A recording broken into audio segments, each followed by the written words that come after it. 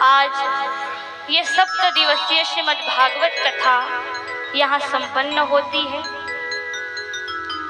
ये 7 दिन की कथा आपको सुन के याद हो जाए ये संभव नहीं है, परंतु इस कथा का जो सार है उसे हमें याद रखना है और वो है नाम संकीर्तन। सदा प्रभु का नाम संकीर्तन करते रहे, उनका स्मरण करते रहे। देखिए, धन लाखों लोगों के पास होता है, परंतु उस धन को भगवत कार्य में लगाने के लिए सच्चा मन चाहिए। इसलिए अपने धन का कुछ भाग आप भगवत कार्य में लगाए, गरीबों की सेवा में लगाए और गौ माता की सेवा में लगाए। इससे आपका धन पवित्र होगा। अब सभी ग्रामवासियों ने अपना समय निकाल करके इस कथा को श्रवण किया है। ऐसे ही भगवान की कथा से आप जुड़े रहिए और इस व्यास मंच पर बैठाने के लिए मैं समस्त समितियों वालों का धन्यवाद करती हूँ कि आपने मुझे इस लायक समझा कि मैं आपको ज्ञान दे सकूं। मैं कोई बहुत बड़ी ज्ञानी नहीं हूँ। जितना ज्ञान मेरे पास है वो मैंने आप तक पहुंचाने का प्रयास किया है। 7 दिन सभी समिति वाले ने खूब सेवा की है। देखिए, हर कार्य में थोड़ी बहुत गलती होती है। जो भी 7 दिनों में हुआ होगा उसे आप भूल जाइएगा और इस बात की प्रसन्नता रखिए कि बड़े ही प्रेम से और खुशी के साथ ये भागवत कथा संपन्न हुई है। जिस किसी ने भी इस कथा में जो भी सेवा की है वो सभी बधाई के पात्र हैं। तीनों यजमानों ने मिलकर बड़े ही प्रेम से इस कथा को श्रवण किया है। भगवान से मेरी यही प्रार्थना है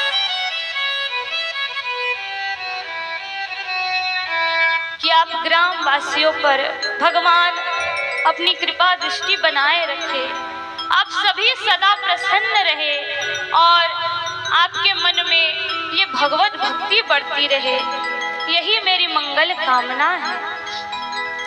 इस कथा में जिसने जो भी सेवा की है मैं सभी का धन्यवाद करती हूँ और सभी आप अपने लिए एक जोरदार तालियां बजाएं। संगीत के बिना भागवत अधूरा है, इसलिए हमारे संगीतकारों के लिए एक जोरदार तालियां बजाएंगे। मैं सब समितियों वालों का नाम तो नहीं जानती, लेकिन जो भी समिति से जुड़े हैं सभी की मैं प्रशंसा करती हूँ कि आपने बड़ी ही सेवा की है। और इन 7 दिनों में मुझसे किसी प्रकार की गलती हुई होगी तो आप मुझे क्षमा करें, क्योंकि मैंने कहीं से भागवत सीखा नहीं है। जो सीखा अपने पिताजी की प्रेरणा से और अपने कन्हैया की कृपा से सीखा है। इसलिए मेरी वाणी में, मेरे व्यवहार में किसी प्रकार की त्रुटि हुई हो तो अपनी बेटी समझकर मुझे क्षमा करें। इन 7 दिन आप सबने मेरी इतनी सेवा की है, मुझे इतना प्रेम दिया है, जिनके घर पर मैं रुकी हूँ एक बेटी की तरह मुझे। और आज यही कारण है कि आप सबके इसी प्रेम के कारण यहाँ से जाते वक्त मेरा दिल दुख रहा है। अब 2 लाइन बोलकर मैं अपनी वाणी को विराम दूंगी। जब तक धरा में सुर सरी और नर्मदा बहती रहे,